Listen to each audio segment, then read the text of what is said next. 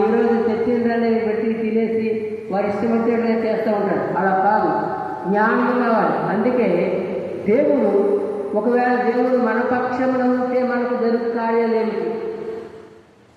దేవుడు నిజంగా నీ పక్షంలో నీకు జరిగే కార్యాలు ఏమిటో నేను తెలియజేస్తాను. ఆ విధంగా ప్రభువా, నీవు నా పక్షం నుండి నాకు జ్ఞానం ఇచ్చి నడిపించేయా, నా పక్షాన కార్యాలు జరిగించదేవా అని ఎవరైతే మరి కోరుకుంటారో దేవుడు తప్పనిసరిగా వారి పక్షం ఉంటాడు. అందులోనే 10-11 వచనాలు చదువుదాము. 10-11 వచనాలు. నీ మీద మానవ జాతిని అనగా ఇశ్రాయేలులందరినీ విస్తరింపజేసేదను. నా పట్టణములను నివాసులు పాడైపోయిన పట్టణము మరలా కట్టబడును. మీ మీద మనుషులను పశువులను విస్తరింపజేసేదను. అవి విస్తరించి అభివృద్ధి నందును. పూర్వం ఉన్నట్టు మిమ్మును నివాసముగా చేసి మునుపటి కంటే అధికమైన మేలు మీకు కలుగజేసేదను. అప్పుడు నేను యెహోవాయని మీరు తెలుసుకొందురు. దేవునికి స్తోత్రం. హల్లెలూయా, హల్లెలూయా. నిజంగా దేవుడు మన పక్షాన్ని ఉంటే జరిగే కార్యాలు ఏమిటంటే, నిజంగా మనము కూడా దేవుని తట్టు ఉన్నామా, దేవునితో అనుసరించి నడుస్తున్నామా, దేవునికి విధేయత కలిగి ఉన్నామా, దేవుని యొక్క అడుగుజాడలు నడుస్తున్నామా, దేవుడు చెప్పినట్లుగా మనం ఉన్నామా లేదా అనేది మనం పరిశీలన చేసుకోవాలి. అందుకే దేవుడు అంటున్నాడు, దేవుడు అంటున్నాడు, నీ మీద మానవ జాతిని అనగా ఇశ్రాయేలులందరినీ విస్తరింపజేసేదను. నా పట్టణంలోకి నివాసులు వచ్చురు. పాడైపోయిన పట్టణములు మరలా కట్టుదును. పాడైపోయిన నీ కుటుంబాన్ని దేవుడు కట్టడానికి ఇష్టపడుతూ ఉన్నావు. నువ్వు దేవుని దగ్గరికి రావాలి, దేవుని మాట వినాలి. దేవుని మాట వింటే పాడైపోయిన నీ కుటుంబము తిరిగి మరలా కట్టబడుతుంది, దీవించబడుతుంది, ఆశీర్వదించబడుతుంది. నీ బిడ్డల అద్భుతమైన కార్యాలు చేయడానికి దేవుడు సహాయం చేస్తాడు. నువ్వే విధము చేత నష్టపోయినప్పటికీ, ఏ విధము చేత పాడైపోయినప్పటికీ, అయ్యో నా పడైపోయిందా అనుకోవద్దు ప్రియ సహోదరుడు. నువ్వు కట్టబడలో తిరిగి నీవు మరలా ఆశీర్వదింపబడతావు. నీ బిడ్డలను చూస్తావు.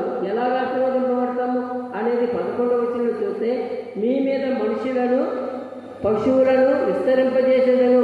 మన మనుషుల్ని అలాగే పశువులను విస్తరింపజేస్తాడు. మరి ఈ రోజుల్లో కొంతమంది ఎంతోమంది ఎన్నో విధాలుగా ఆశీర్వదింపబడుతున్నారు. నువ్వు చేసే వ్యాపారం కానీ, నువ్వు చేసే పని కానీ, నువ్వు చేసే ఉద్యోగములు కానీ, నువ్వు చేసే వ్యవసాయం కానీ, నువ్వు సంపాదించుకున్న పశువులు కానీ ఆయన విస్తరింపజేసే దేవుడు. విస్తరింపజేసి అంటున్నాడు, అవి విస్తరించి అభివృద్ధి నొందును. అవి విస్తరిస్తాయి. అవి నిజమే ప్రియదేవుడా. పూర్వము ఎన్నెన్నో పశువులు ఉన్నాయి, ఇప్పుడైతే చాలా తక్కువైపోయాయి పశువులు. పూర్వం ప్రతి ఒక్కరికి పశువులు ఉండేవి, విస్తరింపజేసేవి. వాటి ద్వారా వ్యవసాయం చేసేవారు, మరి వాటి ద్వారా బోర్డంతా ఆదాయం పొందుకునేవారు. నేటి దినాల్లో పశువులు చాలా తక్కువగా ఉన్నాయి. పశువుల ద్వారా అభివృద్ధి పొందిన వారు ఎంతోమంది ఉన్నారు.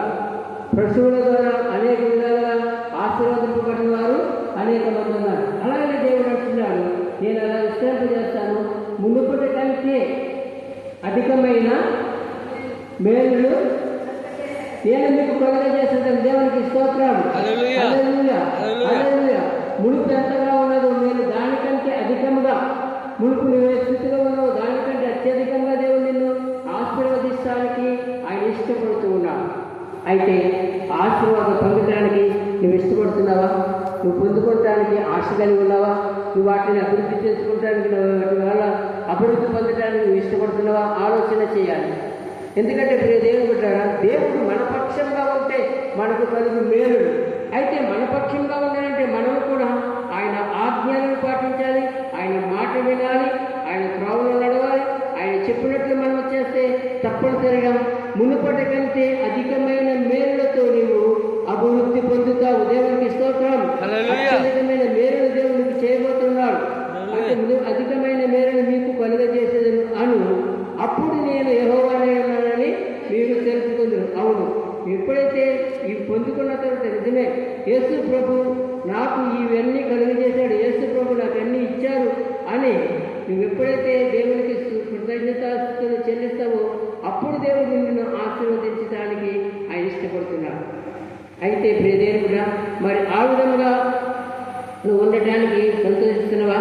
మరి నీవు విస్తరింపబడాలని బడుగు అని దేవుడు చెప్పిన మాటలు నువ్వు వింటే ఖచ్చితంగా దేవుడు నిన్ను ఆశీర్వదించి మునుపటి కంటే అధికమైన మేలు, మునుపు చేస్తున్న పని కంటే అధికంగా దీవించబడతావు. మునుపు ఉన్న దానికంటే ఇప్పుడు నీకు రెట్టింపు దేవుడు అధికంగా దేవుడు ఇస్తానికి ఇష్టపడుతున్నాడు. ఇచ్చే దేవుడు కానీ నష్టపరిచే దేవుడు కాదు, అన్యాయం చేసే దేవుడు కాదు. చాలామంది అంటారు, అయ్యా దేవుడు మాకు అన్యాయం చేసేటండి, కానీ దేవుడు పక్షపాతి కాదు, అందరికీ ఉపకారి, అందరికీ మేలు చేసే దేవుడు. మేలు పొందలేకపోతున్నామంటే కారణం ఎవరు? మనమే. దేవుడు చెప్పినట్లుగా వినకుండా, దేవుడు చేసుకోకుండా, దేవుడు నీకు ఇచ్చిన ఉద్యోగం కానీ, దేవుడు నీకు ఇచ్చిన చేతి పనులు కానీ, దేవుడు నీకు ఇచ్చిన వ్యవసాయాలు కానీ, దేవుడు నీకు ఇచ్చిన పశువులను కానీ అభివృద్ధి పరచుకోకుండా నువ్వు ఉంటే మరి ఎలా విస్తరింపబడతావు? నువ్వు దాన్ని ముందుకు కొనసాగించడానికి నిన్ను నీవు అర్పించుకోవాలి, దేవుని మాట వినాలి. అయితే రెండవ మాటగా నేను జ్ఞాపకం చేసింది ఏంటంటే, మనము జయము పొందుదము అనే నమ్మకము నీకు ఉంటే మరి దేవుని వాక్యం ద్వారా జయము పొందుతావు. జయము ఇచ్చే దేవుడు నీ పక్షంగా ఉంటే ప్రతి దాంట్లో నువ్వేం పొందుతావు? విజయం పొందుతావు, జయము పొందుతావు. అయ్యా నేను ఈ చేశాను, ఈ పని చేశాను, కానీ విజయము రాలేదు, లాభం రాలేదు, నష్టం కలిగింది అని ఎందుకు అంటున్నావు? నువ్వు చెప్పినట్లు వినలేదు కాబట్టి నష్టాలు వస్తున్నాయి. అందుకే యెషయా గ్రంథము 26వ అధ్యాయము, యెషయా గ్రంథము 26వ అధ్యాయము 12వ వచనంలో ఈ విధముగా వ్రాయబడి ఉన్నది, యెహోవా నీవు మాకు సమాధానము స్థిరపరచుదు, నిజముగా నీవు మా పక్షము నుండి మా పనులన్నింటినీ సఫలపరచుదు. యెహోవా మా దేవునికి స్తోత్రం. చాలమ్మ, ఇక్కడ దేవుని యొక్క మాటలను మనం జ్ఞాపకం చేసుకోవాలి. ఇక్కడ భక్తుడు అంటున్నాడు, భక్తుల ద్వారా తెలియజేసిన మాట ఏంటంటే, యెహోవా నీవు మాకు సమాధానము స్థిరపరచుదువు, నిజముగా నీవు మా పక్షం నుండి మా పనులన్నింటినీ సఫలం చేస్తావు. అవును, దేవుడు మన పక్షాన ఉన్నప్పుడు మనకు కలిగే విజయం మంచిది.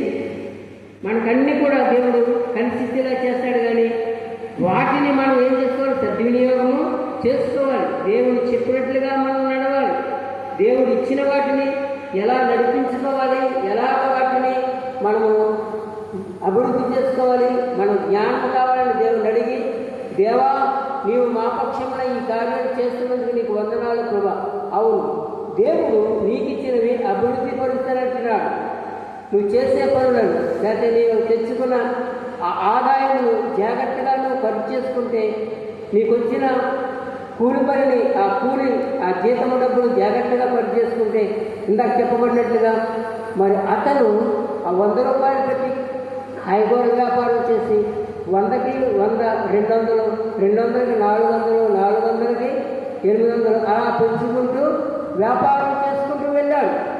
అలాగే మనం కూడా ఏదైనా ఒక పని జరిగించినప్పుడు దాన్ని పెంచుకుంటూ పోవాలి, కానీ ఈవేళ ఇక్కడికి సరిపెట్టేసుకుందాము అనుకుంటే నువ్వు అభివృద్ధి పొందలేవు. దేవుడు నీ పక్షాన ఉంటాడు, కార్యం చేస్తాడు. దేవుడు మన పక్షాన ఉన్నప్పుడు అద్భుతమైన కార్యాలు జరుగుతాయి. దేవుడుగా అందుకే దేవుడు చెప్పిన మాట మనం జ్ఞాపకం చేసుకోవాలి. యెహోవా నీవు మాకు సమాధానము స్థిరపరిచావు. చాలా కుటుంబాలు ఏం లేదు, సమాధానం లేదు. ఒకరొక మాట అంటే ఒకరొక మాట, భార్య ఒక మాట అంటే బిడ్డలు ఒక మాట, బిడ్డలు ఒక మాట అంటే భర్త ఒక మాట, భార్య ఒక మాట చెప్తే భర్త ఒక మాట. ఈ విధముగా అస్థిరమైపోతున్నాం, స్థిరం లేదు.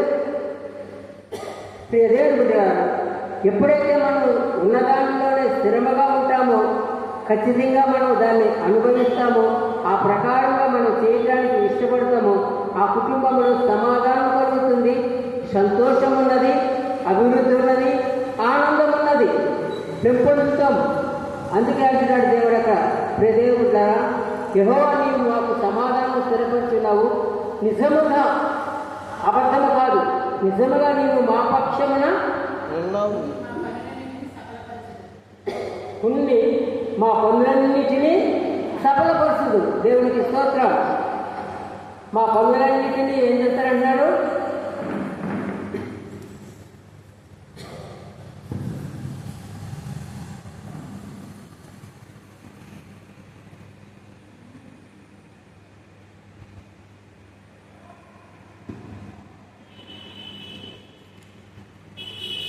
అయ్యా నాకు ఈ పనులు కావడం లేదండి, పని పూర్తి అవ్వడం లేదని చాలామంది అనొచ్చు.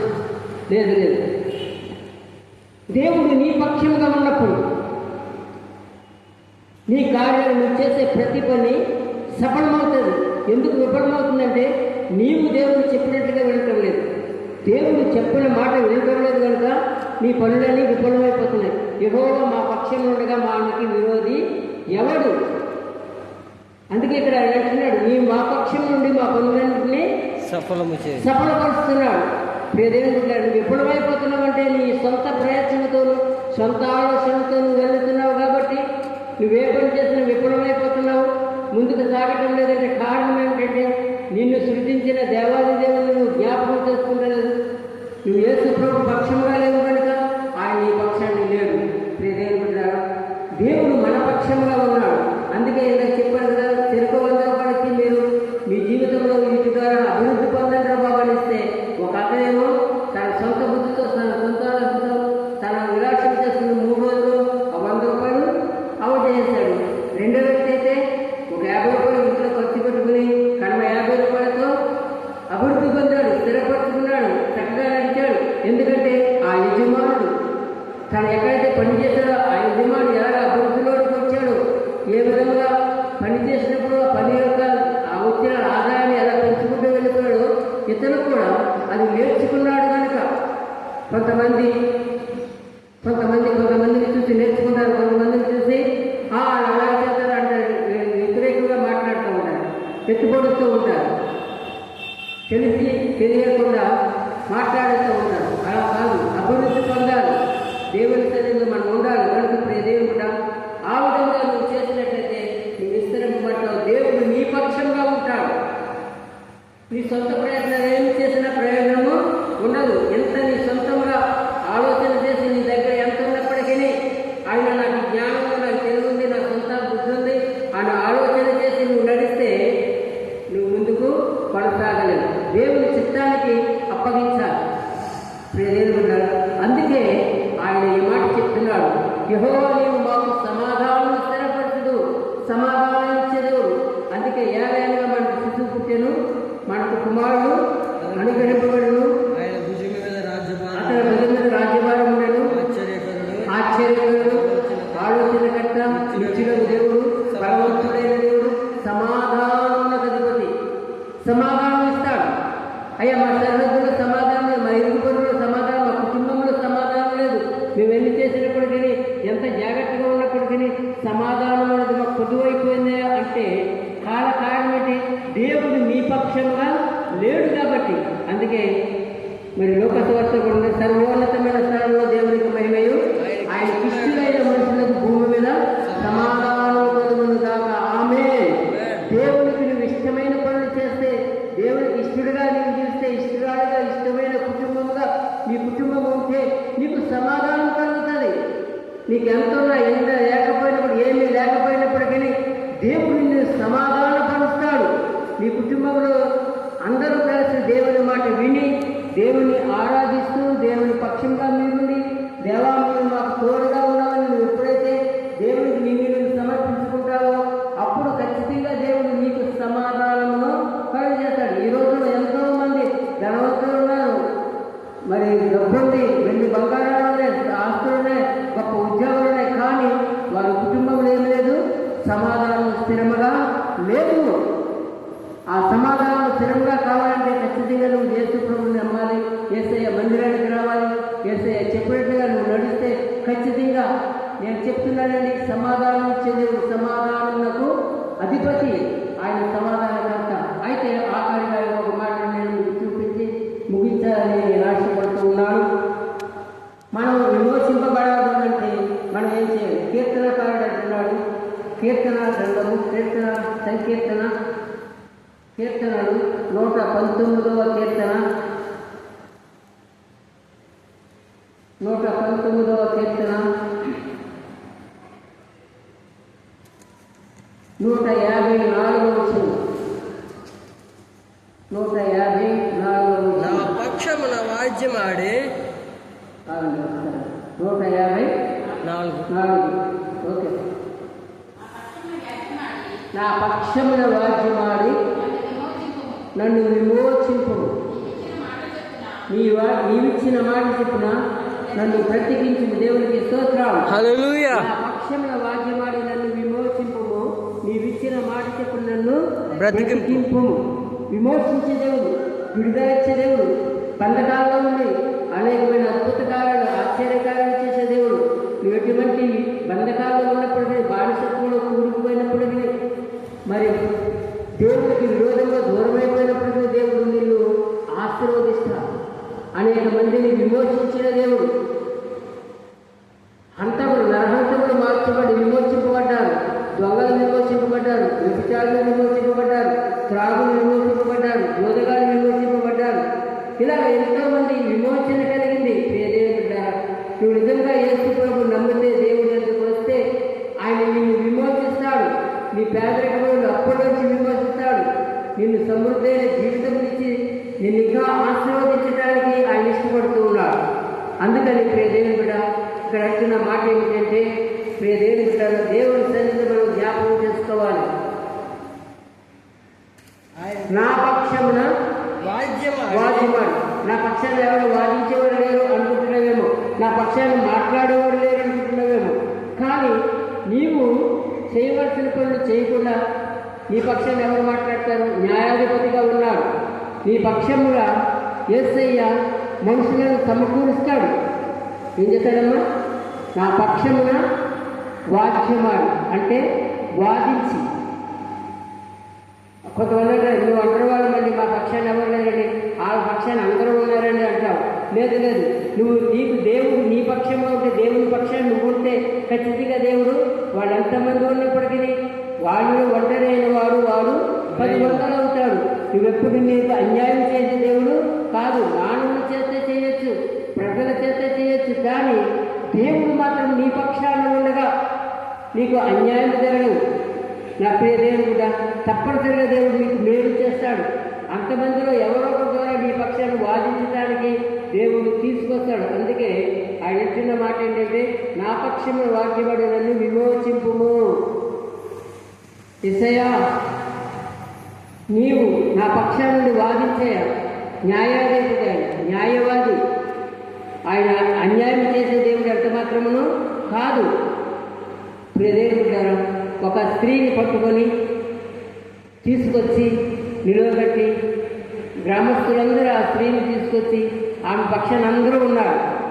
యేసుప్రభు దగ్గర తీసుకొచ్చి, ఇదిగో ఈమె తప్పు చేసింది, పాపం చేసింది, వ్యభిచారం చేసింది కనుక ఈమెను రాళ్లతో కొట్టి చంపాలి, ఈమెను బ్రతకనివ్వకూడదు అని యేసుప్రభు దగ్గర తీసుకొచ్చి అందరూ కూడా చుట్టూ నిలబడి తలకొక రాయి పట్టుకుని నిలబడి ఉన్నారు. అంటే ఆమె పక్షాన్ని ఎవరు కూడా లేరు.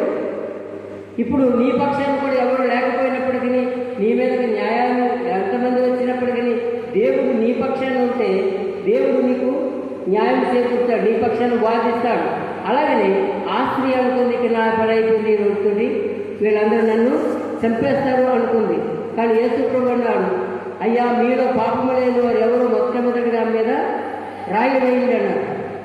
ఆ మాట వినగానే ప్రతి ఒక్కరు చేతుల నుంచి కింద జారిపోయింది. అందరూ ఒకరితో ఒకరు వెళ్ళిపోయింది. ఆ మొక్కతే నిలబడి ఉన్నది. అప్పుడు యేసుప్రభు కన్నులెత్తి చూసి అమ్మా అని సంబోధించాడు. అవును, యేసుప్రభు ప్రేమమయుడు, దయామయుడు, కరుణామయుడు, కృపామయుడు కనుక యేసయ్య అంటున్నాడు, అమ్మా ఎవరు నీ మీద శిక్ష వేయలేదా? నేనెవరు కొట్టలేదా? అయితే నేను కూడా కొట్టను, కానీ ఇక నుంచి నువ్వేం చేయదు, పాపము చేయకుండా బ్రతుకు అని చెప్పాలి. అది మరి మనము ఏం చేస్తున్నాం? ప్రియదేవుడా, నీ పక్షాన కార్యం జరగాలంటే నీవు పవిత్రంగా జీవించాలి, యథార్థంగా జీవించాలి. ఆ స్త్రీతో చెప్పాడు యేసయ్య, నువ్వు ఇక పాపము చేయకు, నువ్వు చక్కగా బ్రతుకు, నీ మనసు మార్చుకో, నీ బ్రతుకు మార్చుకో, దిద్దుకో, కష్టపడి పని చేసుకుని నీ కుటుంబాన్ని పోషించుకో, నీ కుటుంబంలో సమాధానం స్థిరపరచుకో అని చెప్పి యేసు ప్రభు చెప్పిన మాట ఆమె విన్నది. ఆ విధంగా నీవు కూడా వింటే దేవుడుగా ఖచ్చితంగా దేవుడు నీ పక్షాలు ఉండి నీవిచ్చిన మాట చెప్పిన నన్ను బ్రతికించును. అవును ప్రభువా, నా జీవితము నాకు ఇచ్చిన ఆయుష్కాలం నన్ను బ్రతికించిన ఆయన నా బ్రతుకు తెరువు నువ్వు బ్రతికించి నన్ను నా కుటుంబాన్ని బ్రతికించుమయ్యా అని నువ్వు ప్రార్థన చేసినట్లయితే తప్పనిసరిగా దేవుడు నీకు ఏదో విధముగా సహాయం పంపించి నిజముగా నువ్వు నీ చేతుల కష్టార్జితం నువ్వు భయభక్తులు కలిగి దేవుని మార్గంలో నడిస్తే నువ్వు ఈ లోక మార్గాల్లో నడవకుండా నీ ఇష్టం వచ్చిన జీవితాలు జీవించకుండా బ్రతికితే ఖచ్చితంగా దేవుడు నిన్ను పోషిస్తాడు. నీ మాట చెప్పిన నన్ను బ్రతికించుము అంటుంది. బ్రతకటానికి మరి చాలా కావాల్సి ఉన్నది. ఆహారం కావాలి, డబ్బులు కావాలి, బట్టలు కావాలి, వస్త్రం కావాలి, నివాసం కావాలి. ఇవన్నీ కావాలంటే ఎలా వస్తాయి అనుకుంటున్నావా? నువ్వు దేవుని మార్గంలో నడిస్తే, దేవుడు నిన్ను బ్రతికించలే, దేవుడు చెప్పినట్లు నువ్వు ఉంటే దేవుడు నిన్ను మునుపటి కంటే అధికమైన మేలుతో నిన్ను తృప్తిపరుస్తాడని దేవుడు చెప్పారు. ఆ విధంగా తృప్తిపరుస్తాడని దేవుడు ఇస్తున్నాడు. ప్రియదేవుడు కూడా అయితే ఇవన్నీ నువ్వు పొందుకోవాలంటే ఖచ్చితంగా మరి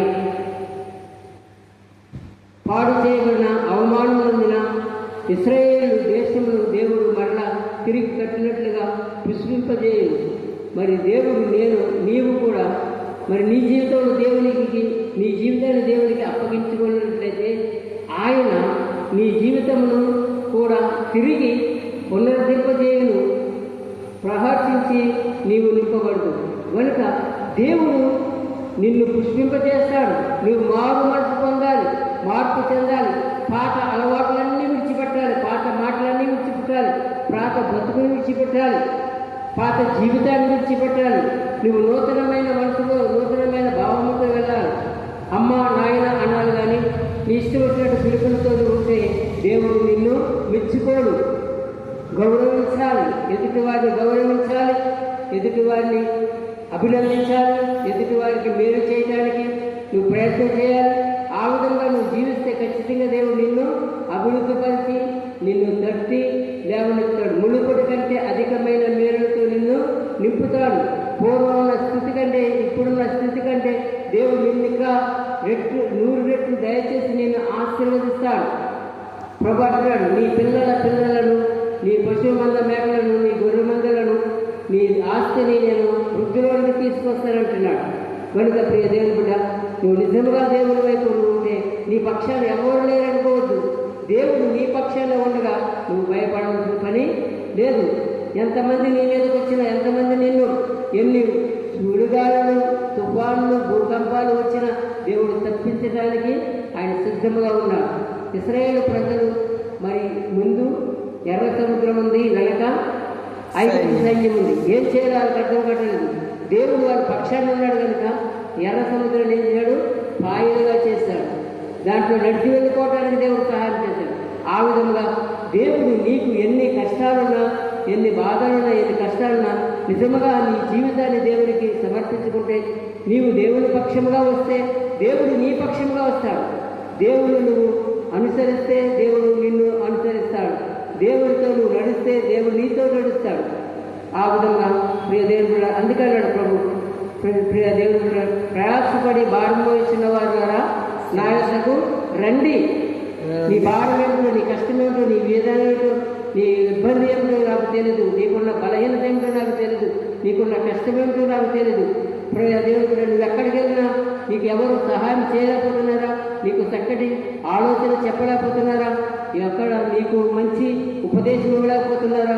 అయితే దేవుడి దగ్గరికి వస్తే దేవుడు ఉపదేశం ఇస్తాడు, సహాయం చేస్తాడు, మంచి ఆలోచన ఇస్తాడు, మంచి సమాధానం ఇస్తాడు.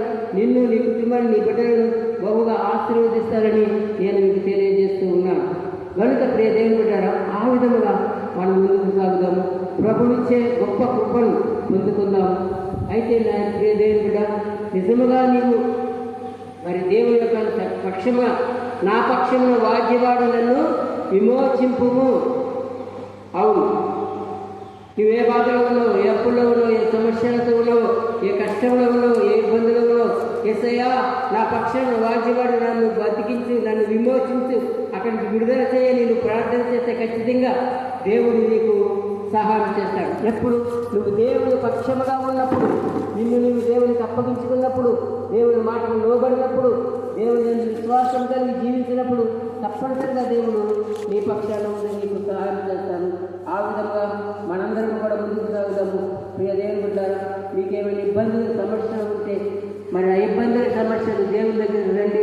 దేవుడు చెప్పినట్టుగా మీ కుటుంబంలో శాంతి సమాధానం అనుగ్రహించి అభివృద్ధిపరచి మీకు చేస్తున్న మీ యొక్క చెరువులను దేవుడు మునుపటి కంటే అధికంగా ఈ సంవత్సరం మిమ్మల్ని ఆశీర్వదిస్తాడు. మీరు చేస్తున్న వ్యాపారములను దేవుడు ఆశీర్వదిస్తాడు. మీ కుటుంబంలో అభివృద్ధి కలిగిస్తాడు. మీ బిడ్డల చదువులో అభివృద్ధి కలిగిస్తాడు. సంతానం లేని వారికి సంతానాన్ని దేవుడు అనుగ్రహిస్తాడు.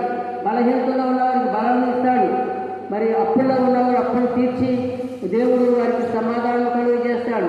ఈ విధముగా చెప్పడానికి ఎన్నో కార్యాలు ఉన్నాయి, ఎన్నో పనులు ఉన్నాయి, ఎన్నో మేలులు ఉన్నాయి. అందుకే దావీదు అన్నాడు, నా ప్రాణమా యెహోవాను సన్నుతించుము, నా అంతరంగంలో ఉన్న సమస్తమా యెహోవా పరిశుద్ధ నామమును సన్నుతించుము. ఆయన చేసిన ఉపకారంలో దేనిని మరువకము అని దేవుని యొక్క సన్నిధిలో మనం అప్పగించుకుంటే ఎన్నో మేలు చేశాడు దేవుడు. ఇంతవరకు ఇంకా నిన్ను మునుపటి కంటే అధికమైన మేలుతో దింపుతాడంటున్నాడు. నీ పశువులను అధికంగా పెడతాడు. నీకున్న గొర్రె మేకలను అభివృద్ధి చేస్తాడు. నీ పనులను నీ చేతి పనులను ఆశీర్వదిస్తాడు. నీ కుటుంబంలో శాంతి సమాధానం అభివృద్ధి కలుగు చేస్తాడని తెలియజేస్తూ ఈ నా మాటలు ముగిస్తున్నాను. దేవుడి మాటలు దీవించుగాక. ఆమె ప్రార్థన చేసుకుందాం, తరలించుకుందాం, కళ్ళు ముగించుకుందాం. ప్రార్థన. మహాపరిశుద్ధులను మా ప్రియ పరలోకపు తండ్రి, మీ పరిశుద్ధమైన నామానికి వందనాలు, స్తోత్రాలు. అవును ప్రభా, నైనా మీరు మా పక్షముగా ఉండి మమ్మలను నడిపించే దేవుడు, విడిపించే దేవుడు, ఆదరించే దేవుడు. మా శ్రమలలో సమాధానం లేని స్థితిలో మేము ఉన్నప్పుడు ప్రభా సమాధానం ఇచ్చే దేవుడు. ప్రభా బలహీనగా ఉన్నప్పుడు బలపరిచే దేవుడు. అయ్యా, ఎందరైతే నీ యొక్కకు వచ్చి నీ సన్నిధిలో నీ పక్షాన్ని చేరుతూ ఉన్నారు వారందరి పక్షాన్ని నీ ఉండి న్యాయం చేసే దేవుడు తండ్రి. మునుపటి కంటే అధికమైన మేలుతో నేను మిమ్మల్ని వృద్ధిలోకి తీసుకొస్తాను నా ప్రభా.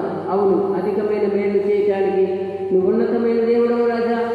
అయ్యా, చూస్తున్న దేవుడు, ఎవరికి ఏది వారు వారి క్రియలు చెప్పిన వారికి నేను జీతం ఇస్తానంటున్నావు తండ్రి.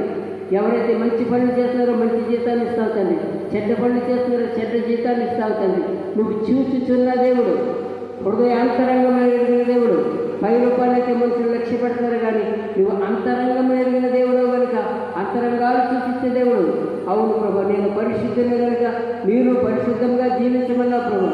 నాయన గత వారంలో ప్రభా నీ బిడ్డలమైన మమ్ములను ఎంతగానో కాపాడాలి తండ్రి, ఆదరించాం.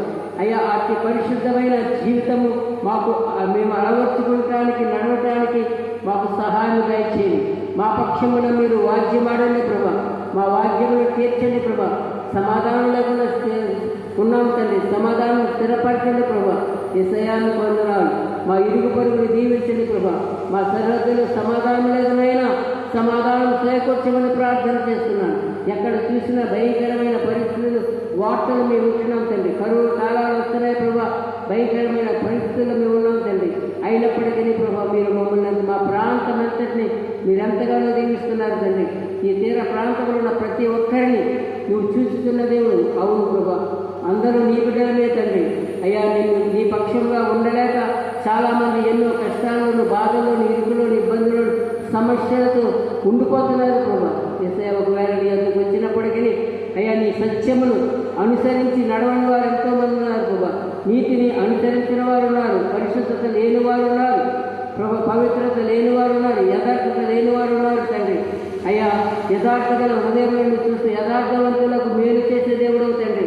యథార్థవంతులకు ప్రభా నువ్వు దాచించిన మేలు ఎంతో గొప్పది ప్రభా. అయ్యా, నువ్వు మేలుతో నింపే దేవుడు తండ్రి. మునుపటి కంటే అత్యధికమైన మేలుతో నింపుతారంటున్నావు రాజా. అలాంటి ఆశీర్వాదాలు ఈ ప్రాంత వాసులందరికీ దయచేయండి ప్రభా. నాయన, నిన్ను నమ్మిన ప్రతి బిడ్డను దీవించండి ప్రభా. వారు తెలిసి తెలియక చేస్తున్న ప్రభా పొరపాట్లను క్షమించమని ప్రార్థిస్తున్నాను. అయ్యా, పరలోకమందున్న మా తండ్రి మీకు వందనాలు. పరలోకమందు చూస్తున్న దేవుడు, భూమి మీద ఉన్న ప్రతి మానవుని చూస్తున్నావు తండ్రి. అయ్యా, ప్రతి వారికి నైనా నీవే గుప్పలేపి ఆహారం ఇస్తున్నావు, సంపదనిస్తున్నావు, ఆశీర్వదిస్తున్నారు. వ్యాపారంలో జీవిస్తున్నావు తండ్రి. వ్యాపారము న్యాయంగా న్యాయబద్ధంగా చేస్తున్న వారిని అభివృద్ధిలోనికి తీసుకెళ్తావు తండ్రి. మునుపటి కంటే అధికమైన మేలుతో నింపే దేవుడు తండ్రి. ఇదిగో ప్రభా, మీ బిడ్డలు వచ్చారు తండ్రి. మీ బిడ్డల యొక్క అవసరాలన్నీ తీర్చండి. వారి కుటుంబంలో సమాధానం దయచేయమని ప్రార్థన చేస్తున్నాను. నెమ్మది దయచేయమని ప్రార్థిస్తున్నాను. రోగులను స్వస్థపరచండి, దెయ్యాలు వెళ్ళగొట్టండి ప్రభా. అభివృద్ధి పరచని ప్రభు నేను నీ సన్నిధిలో ఇంకా నీతివంతులుగా జీవించడానికి నీ మాట ప్రకారంగా జీవించడానికి మాకు నేర్పించని అటు అనుగ్రహించమని ప్రార్థిస్తున్నాను. అయ్యా సంతానం లేని బిడ్డల కొరకు ప్రార్థన చేస్తున్నాను. గర్భాలు తెరిచి మంచి బిడ్డలను వారికి దయచేయండి. ఇచ్చిన బిడ్డలను బట్టి మీకు వందనాలు స్తోత్రాలు తల్లి. చిన్న బిడ్డలకు కావాల్సిన ఆరోగ్యము, తల్లిలకు కావాల్సిన ఆరోగ్యము ప్రసాదించండి. గర్భిణీ స్త్రీల కొరకు ప్రార్థన చేస్తున్నాం. తల్లికి శిశువుకు మంచి ఆరోగ్యం, తినే ఆహారం త్రాగినట్లు మీరు ఉండండి. అలాగే ప్రభావం పొందనాలు. అయ్యా సంతానం లేని బిడ్డల కొరకు ప్రార్థిస్తున్నాం. గర్భఫలం దయచేయండి. యేసయ్యా మీకు వందనాలు స్తోత్రాలు. అలా వివాహమైన బిడ్డలను దీవించండి, జ్ఞాపకం చేసుకొని వివాహం కావాల్సిన బిడ్డల వరకు మేము ప్రార్థన చేస్తున్నాం తండ్రి. వారికి చక్కటి వివాహాలు జరగడానికి అనుకూల సమయమందు మీరు ఇచ్చేదేమో కనుక ఆ సమయంలో తల్లిదండ్రులు ఎంతో ప్రభావ మరి బిడ్డలకు వివాహాలు చేయాలని ఆశపడుతున్న తల్లిదండ్రులకు కోరికలు నెరవేర్చమని ప్రార్థిస్తున్నాను. అయ్యా పిల్లల తల్లిదండ్రులు లోబడి జీవించడానికి సహాయం చేయండి. ఏసయ్య పొందాను. రోగులను స్వస్థపరచండి. అయ్యా నన్ను స్వస్థపరిచిన నాలా ఎంతో మంది స్వస్థపరుస్తున్నావు, ఆదరిస్తున్నావు తండ్రి. పరమ డాక్టర్గా ఉన్నందుకు వందనాలు, పరమ వైద్యుడానికి వందనాలు. ఈ పరలోకపు ఆరోగ్యములు వైద్యములు మాకు అందిస్తూ ఉన్నందుకు వందనాలు స్తోత్రాలు చెల్లిస్తున్నాను. ఈలోక వైద్యులు నేను మాకు ఇస్తున్నారు, మందులను బట్టి కూడా వందనాలు చెల్లిస్తున్నాను. డాక్టర్లను బట్టి దీవించండి, ఆశీర్వదించండి. హాస్పిటల్ దీవించండి, ప్రభానికి వందనాలు. వ్యాపారస్తులను దీవించండి. వారు ఏ వ్యాపారం చేస్తున్నాడు ప్రతి వ్యాపారం వారు వారి క్రమంలో వారిని నడిపించండి, అభివృద్ధి చేయండి. దేవానికి వందనాలు. వ్యవసాయం చేస్తున్న బిడ్డలు, చెరువులు వేస్తున్న బిడ్డల కొరకు ప్రార్థిస్తున్నాం. వారి చెరువులను మునుగులంటే అత్యధికమైన ఆశీర్వాదాలు చెందుకోండి. వారు పశువు మంద మేకలను ప్రభు దీవించండి, ఆశీర్వదించమని ప్రార్థన చేస్తున్నాను. విదేశాల్లో ఉన్న మా ప్రియ బిడ్డలందరి కొరకు ప్రార్థన చేస్తున్నాను. దీవించండి ప్రభు. ప్రతి గృహము మీరు ఆశీర్వదించండి. ప్రతి కుటుంబంలో శాంతి సమాధానం దయచేయండి. సమాధానమైన కుటుంబాల మధ్య సమాధానం దయచేయండి. ఇందువల్ల ఇప్పుడు వారు ప్రేమించమని ఇరుగు వరకు ప్రేమించే భాగ్యం మా అందరికీ దయచేయండి. నేను వారంతా కావాలి వచ్చే వారంతా జీవించండి. చదువుకున్న బిడ్డల వరకు అంగన్వాడీ మొదలుకొని ప్రభా కాలేజీ వరకు బీజీ వరకు డిగ్రీ వరకు బిడ్డలందరినీ కూడా జీవించండి. ప్రయాణంగా ఉండండి, ఆశీర్వదించండి. ఈ శ్రేయానికి వందనాలు. మా ప్రాంతం అంతా జీవించండి ప్రభా. మా ప్రాంతంలో ప్రతి కుటుంబాన్ని వరకు ప్రార్థిస్తున్నాం. మరి ముఖ్యంగా ఈ మందిరాన్ని ఆనందంగా ప్రభా కుటుంబాలన్నింటినీ మీ చేతులకు అప్పగిస్తున్నాను. వారు విశ్వసించకపోయినా మీరు అందరికీ వేరు చేస్తున్నారు. అందరికీ సమాధానం ఇచ్చేదే ఉంటుంది. శాంతిని సమాధానం వారి కుటుంబంలో ప్రభావ వేరు చేసి జ్ఞానమైన స్త్రీ తన కుటుంబాన్ని పెట్టుకుంటుంది. అలాగే జ్ఞానాన్ని స్త్రీలు కూడా అనుగ్రహించండి ప్రార్థిస్తున్నారు. గుణవంతులైన స్త్రీ ప్రభావ కుటుంబాన్ని ఎంతగానో నడిపించుకుంటుంది ప్రభావ. అటు గుణవంతులుగా స్త్రీలను మీరు ఆశీర్వదించండి ప్రభావ. వారు కూడా ఇంటి పని చేస్తూ ఉండగా వారి కూడా మంచి ఆరోగ్యం దయచేయండి, దేవుని దయచేయండి. వారి బిడ్డలను జీవించండి. వారి చేస్తున్న ప్రతి పనిని జీవించి ఆశీర్వదించుకున్నారు. నా ప్రభావ వచ్చే వారు మీ దయగలతో మా ప్రయాణంలో రాకపోవడంలో చూడగా ఉంది. మరొక రోజున మా కుటుంబోతులను పొందనాలు కూడా ఆయా వచ్చే వారు దయపడి శరీరంలో రాకపోవడం చేసుకుంటారు. కష్టపడి కూలిపడి చేస్తున్న బిడ్డలను జీవించండి, ఆశీర్వదించండి. వృద్ధాప్యంలో ఉన్న బిడ్డలను జీవించండి. రోగులను స్వస్థపరచండి, దెయ్యాలు వెళ్ళగొట్టండి, ఆశ్చర్యకార్యాలు జరిగింది. ఇదిగో ఈ ప్రార్థన మందిరము ప్రభా నీ ప్రణాళికను ఈ ప్రాంతంలో ఇచ్చినందుకు ఈ సత్య సువార్తను ప్రభా నీ బిడ్డలు వింటుండగా వారి హృదయాలు కలిగిపోవాలకు వారి హృదయంలో ఆయా ఆసక్తి కలిగి ఆశతో విని వేలు పొందడానికి సహాయం చేయండి. ఆ విధంగా కుటుంబాలు కట్టబట్టడానికి సహాయం చేయండి. యేసు పరిశుద్ధ నామమును ప్రార్థించి వేడుకొనిచున్నాను నా ప్రియ పరలోకపు తండ్రి. ఆమేన్. పరలోకమందున మా తండ్రి, నీ నామం పరిశుద్ధపరచబడును గాక. నీ రాజ్యం వచ్చును గాక. నీ చిత్తము పరలోకమందున